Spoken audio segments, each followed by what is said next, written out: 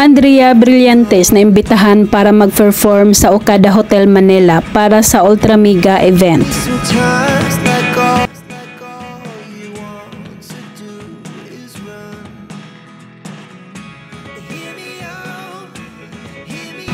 Nakasuot ng all blue attire si Andrea Brillantes at nagbigay ng kanyang dance performance.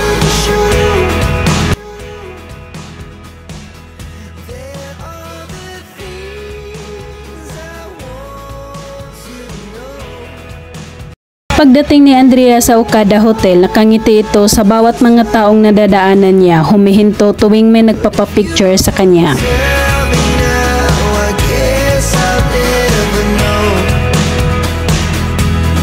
Kasama ang mga G-Force dancer sa pagsayaw sa stage ni Andrea Brillantes.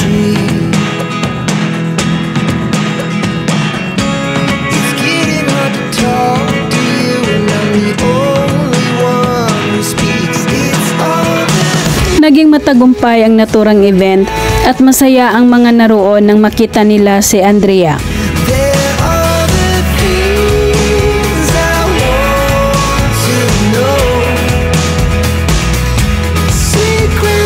Narito naman ang mga behind the scene photoshoot ni Andrea bago nagtungo sa Okada Hotel.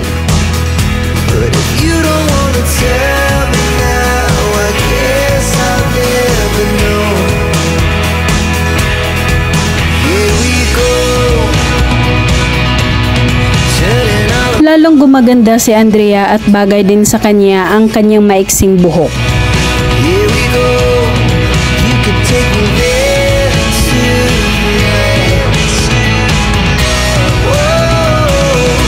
Samantala, narito naman ang TikTok banding na magkaibigan na sina Andrea at Loren Victas, anak ni Rafa Gutierrez.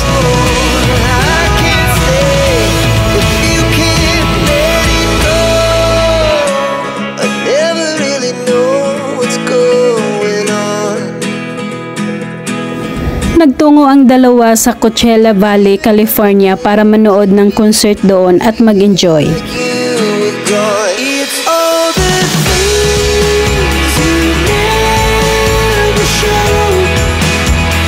Iba't iba ang naging kasuotan ni Andrea habang nandoon sila sa California. Tulad na lang nitong nakaputi siya at minsan ay naka-cowgirl attire. May pagka-Turkish look si Andrea nito na may hikaw pa sa ilong.